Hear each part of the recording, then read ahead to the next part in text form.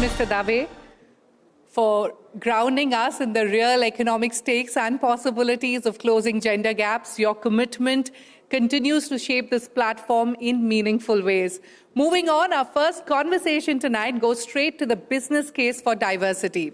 To guide this conversation, once again, please welcome Shireen. And joining her is someone who has operated at the highest levels of international diplomacy and defense. She led NATO partnerships, managing one of the world's most complex multilateral relationships. She knows what many are still catching up to. Diverse teams don't just perform better on paper, they win in the real world. Ladies and gentlemen, please welcome Marisa Gerards, Ambassador of the Kingdom of the Netherlands to India, Nepal and Bhutan.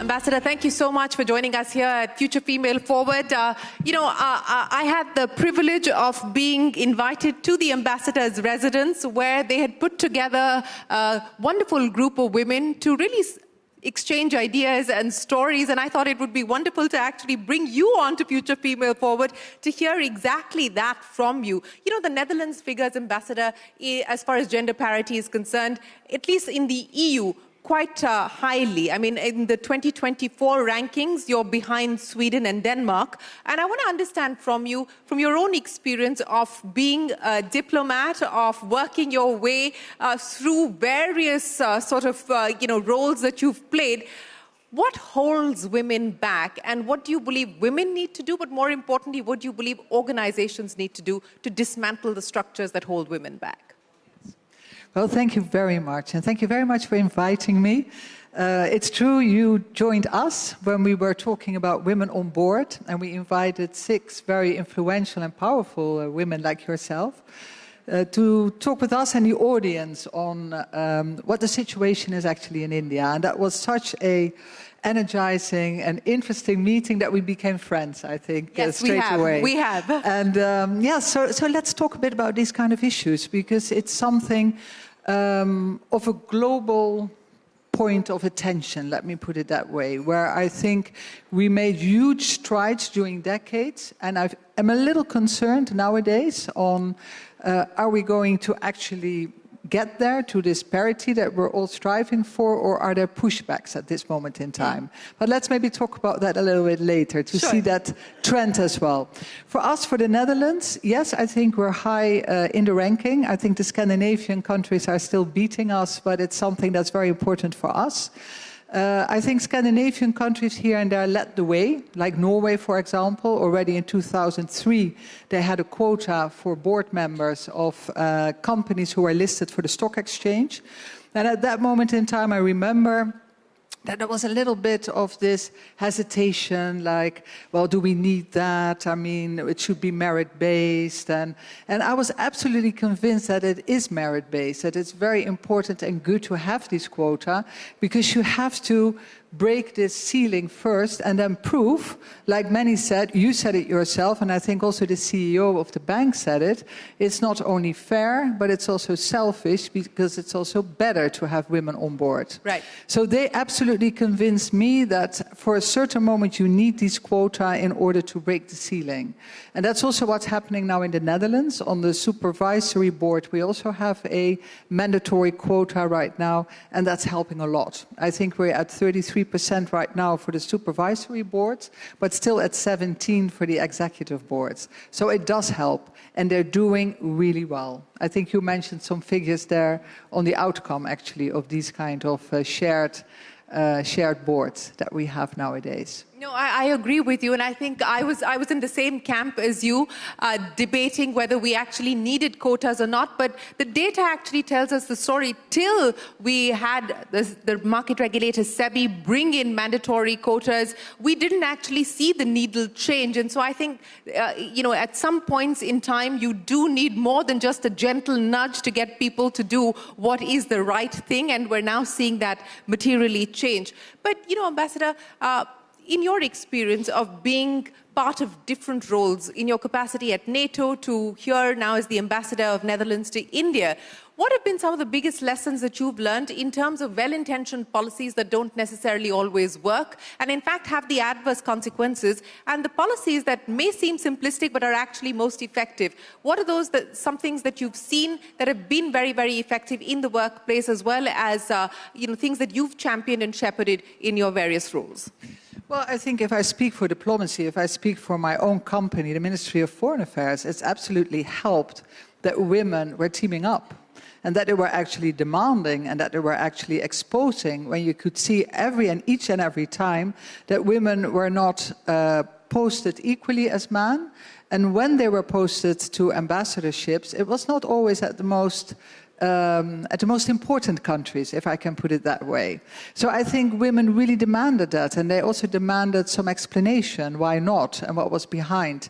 And I also saw when I was, climbing up in the ranks and I was at the table where these decisions were being made, where very often it was only me and one other woman in a committee of 9, I could see how the reasoning was actually excluding women very often for certain positions. Like, well, this country, maybe it's too dangerous for a woman to post her there. Or for this woman, well, her man just made a career step, so maybe she cannot leave now, or she has small children. And we, the 2 women, would always say, well, ask her about it. Offer her the job. She can make, she can do the reasoning. She can make the decision. She can make the decision herself. And even the man didn't mean, it was not, it was out of good heart, maybe even that they were, I'm not even sure, but tell them, offer them the job, and they can make their decision. So it was interesting to see that. And I think at a certain moment, you need a little bit of clout. If you're one woman in the boardroom, if you're one woman at the meeting table, it's hard. But if it's 1/3, it already helps a lot. And even better, I think, 50-50. Well, there clearly is power in numbers. But, to the point that you made, that the decision-making, the exclusion starts at the decision-making, at the start of the decision-making process itself, where you're deciding for the woman, she has children, or will she be able to travel, or so on and so forth. But I want to also flip this to a conversation that I recently had with a woman leader who said that very often women tend not to raise their hands as well. One, because, there's the perfection penalty. You think you're not good enough for the job. And 2, the judgment and scrutiny often hold women back from asking what they rightfully believe is owed to them or is deserved to them. Have there been instances where you've raised your hand and said, well, no, I can do the job and it should come my way? Well, yeah, I do remember as well the moments, because very often when you start your career, you're chosen by men to be their deputy. And that's how you go through the ranks, and that works very well. I very much remember the moment when I was actually offered a job and accepted it, where I was actually more in the place of a man and where I could feel the pushback.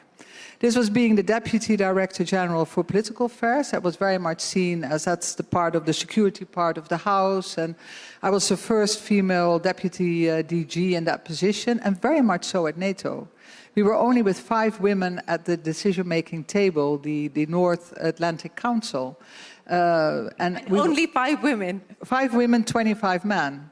And that is, where really, this is really about life and death. These are decisions that are very important for all of us that are taken at that table. But I could feel then for the first time that I was in a chair where lots of men in my ministry thought it was actually theirs.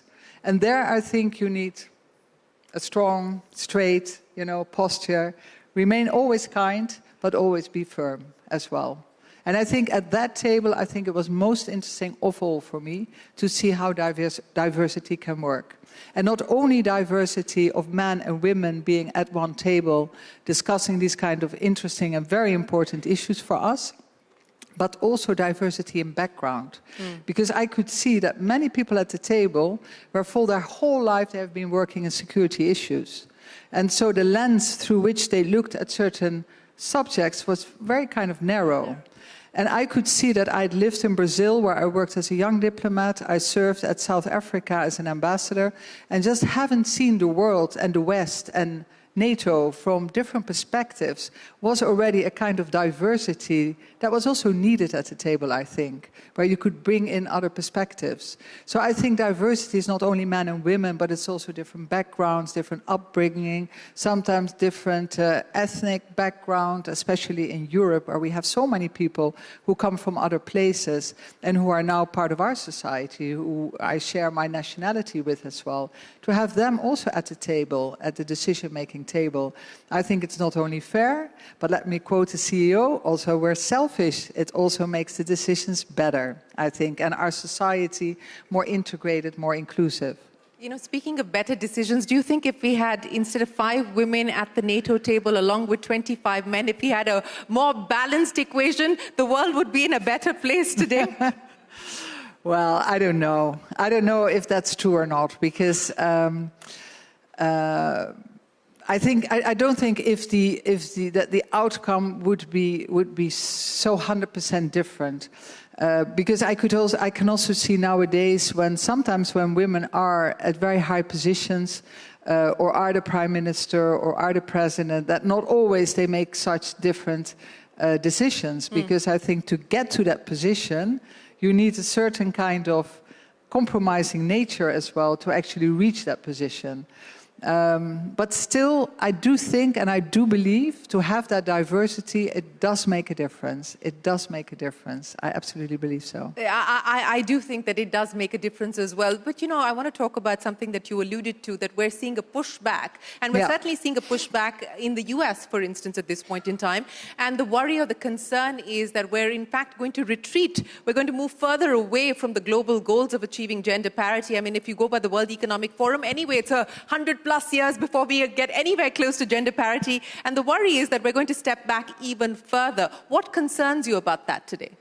Well, I'm terribly concerned about it. On the whole global trend, what we see, the global trend of populism that we see, of very, easy answers on that people and electorate doesn't know anymore what's true, what's a lie. This is all blurring the whole international discussion. And then on our subject of tonight, where we see that diversity is suddenly a swear word, or inclusion is suddenly something that you seem to be ashamed of, and where laws are being adopted that it should be taken out of policies of companies. And it terribly worries me, because I think this is what we do need. We need inclusive societies also for peace and stability of our societies. So it does worry me, but also, I mean, I don't know if he is as notorious, I should maybe say this, Mr. Tate, is Mr. Andrew Tate, with his millions and millions of followers. And it terribly worries me that there are so many young boys who are following this, who are, it's so toxic what we see on social media, that I think there's really a pushback, and that we need to stick together. I'm very happy that we have an audience here of men and women, that we have a CEO who's visionary and who's actually promoting and supporting these kind of evenings, because I think it's in our joint interest to make sure that we have a peaceful and inclusive and stable society. No, so how do we reclaim space, Ambassador, and how do we reclaim space at the table? How do we reclaim voice at the table to ensure that there isn't a retreat, that there isn't a pushback? Is there anything that you believe, I mean, of course, the need to act together is important, but anything else that you believe specifically at this point in time, that both at a government level, at a policy level, as well at a corporation level, that we need to do and prioritize? Yes, well, I think we should look for people who feel the same way, men and women. I think it works much better if you work together with men and women, and that we actually will not shy back for this kind of push of finding, almost using words of inclusion, of diversity, and not shy away. Just be firm and tell our truth as well. And look for discussion, look for debate, and try to understand also where the other reasoning is coming from. What's their fear? Where does it come from, this trend? I think I always believe in debates. Maybe that's why I became a diplomat. Yes, that's the only way forward. It is the, I hope it's the way forward, but your experience here in India and what you've learned, what you take away from the India experience that you could perhaps incorporate in the way that you operate in the Netherlands, and similarly, experiences from the Netherlands that you believe India can perhaps learn from. Yeah. Well, I think, first of all, I'm really impressed by India, and I'm very much impressed also by the women that I meet here, because I do realize also when we're looking up the numbers of women in the boardroom, but also percentages women going to university and everything, I feel that I'm a little bit privileged from my background. It was a bit easier for us. So I admire the women that I meet even more, that I meet here in this country. And yesterday, I had a small interview by my Minister of Foreign Affairs together with the ambassador in Uganda, because today is actually the first day of the 16 days of activism. This is the UN campaign that's fighting violence against women. And for 16 days, they will give extra attention to this huge problem around the world, everywhere. And so our minister was talking about the problems in Europe and in our own country. They were asking me about India, we were talking about Uganda, and he was also asking me the same question. What can we learn from India? What's happening in the country where your post is in? And I said, well, I saw many, I share the concern because I see it's a big problem, but I can also see that there are lots of very good and creative ideas. The one telephone number, 118, where women can call and they will be helped straight away. I see this pink booth. Yes. Of the police, where women can go, where they will meet female police officers, the pink buses in Tamil Nadu that are free for women to travel on, that you give them their own compartment in the metro, because that will help women to be safe in transport, but also as a government, I think, as a society, you send the signal that you don't accept this kind of violence against women, that it's actually against the law, like what you did also with your labor laws of equal pay. Even if it's not implemented everywhere yet, I think it's a signal of what society, what the rules are and what you accept and what you don't accept.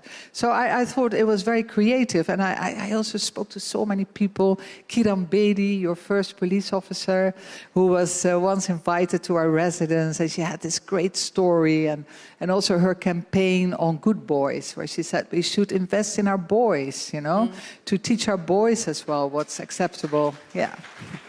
Thank you. This is for her. I will tell her that her. So, and you see, so there's so much happening in this society that gives me a lot of hope and a lot of energy as well. So I could see that my minister was also energized, and he concluded this small video saying, well, I got some really good ideas here. Well, that's good. That's good that the India experience energized your minister. But, I want to understand from your vantage point on the priorities that Netherlands is making. I know health is a big area of focus, and that is something where you've actually done much better than your peers as far as gender parity is concerned. But some of the other areas that the Netherlands is focusing on to bridge the gap, so to speak. Yeah.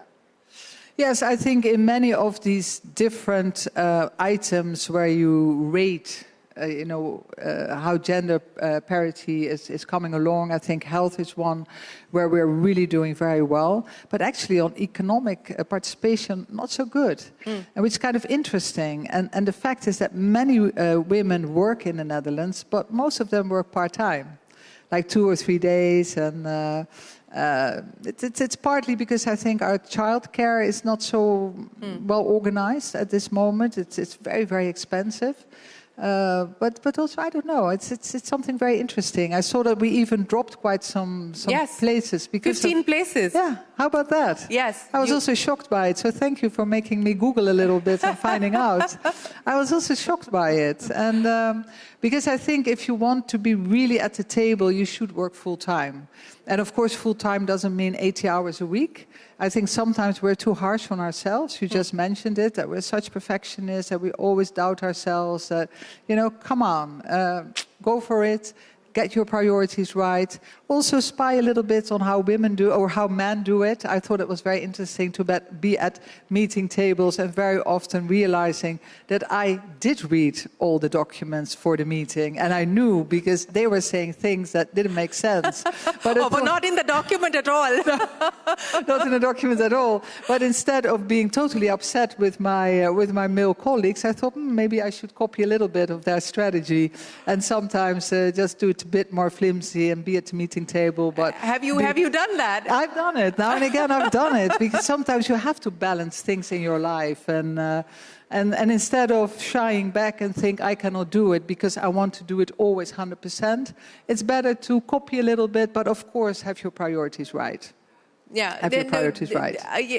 Yes, it does require some smart maneuvering and some smart juggling. But, you know, if you were to look back at the time that you spent when you were in university, trying to think about what career you would possibly want to take forward, and the concerns or the vulnerabilities that you dealt with then, as someone who's now spent the last 2 decades, 3 decades in public service, what would you tell your younger self? And what would you tell all young women who are looking at getting into the workforce today? To be far more confident. To be far more confident. And also I tell all of us here in the room, please your girls that you're raising, give them that confidence from the start. And I had great parents and they made me confident, but still I could see in hindsight that me and my brother, that you get a different upbringing, that you get more rewarded as a girl for showing a lot of empathy, for example. And my brother was rewarded for being always out there and energetic and being wild and loud, and and I was being rewarded for being sweet and empathy, and so I think also we can fire up our girls a little bit at home already to reward them for loud behavior and energy and go out there, and so yeah, let's try to do that, and also raise our boys to raise the men to have a little bit more empathy as well. Raise the men to have a little bit more empathy, to also do some house chores. And, shared responsibilities is a big one, and I think that all women will unite with you on that one. But is there a particular story, I want to end by asking you that, Ambassador, of you're used to walking into rooms with only men. Is there a particular story that you sort of have tucked away in your mind that exemplifies what so many women like you have to endure, have to go through, and how you dealt with that situation and held your own? Yeah, well, what happens quite a lot of times when you're at a meeting table is or men stealing your point. That happened a lot to me. I don't know if others would say. It does happen, eh? It does happen. And it also, and instead of being upset with the man who steal your point, I thought, let's see a little bit how they do it, and what's my mistake here? What's my mistake here as well? And I thought it was also a matter of timing, to let the man talk first a little bit more and then time your proposal a little bit later so that they cannot steal it and that you are part of the discussion. I can see men smile and laugh here. Huh? They recognize it. Yeah. So I think we women, we should study them a little bit to see how it works. But this is one that I really remember. And you can do better if you practice a little bit. So timing, get your timing right, and attack at the right moment. So that's part of the strategy as well. Finally, Ambassador, before I let you go, of course, India and Netherlands are working closely together on a whole host of issues. As Ambassador, you've been here since 2023 now. What's been the sort of biggest success story of the partnership so far? Well, I think the biggest success story is that we're really strengthening the cooperation. We're waiting for your Prime Minister Modi to go to the Netherlands to actually announce this strengthened partnership so that we can do really more. And what's been a great success for me is to see all the people-to-people contact and to see how much is happening. And, the longer I'm here, the more I see. And we live in a very dangerous world at this moment, and I think we need trusted friends. So I also feel that my experience in NATO is helpful to explain a little bit what it is and what's happening in Europe and how upset and scared we are of the war in Ukraine, but also for me to explain to Europe that here, from an Indian perspective, the world looks different and that you have other things to worry about and what your reality is. And again, I think dialogue, debate, it's always the solution for everything. So knowing each other, seeing things from different perspectives, in the end, I think we are all looking for peace and stability. I truly believe that. And that's where we have to find each other. So being an ambassador in India is a great privilege. Well, Ambassador Gerard, thank you so very much for joining us here at Future Female Forward. Appreciate your time and appreciate you being here with us. Ladies and gentlemen, a big round of applause for the Ambassador of Netherlands, Marisa Gerards.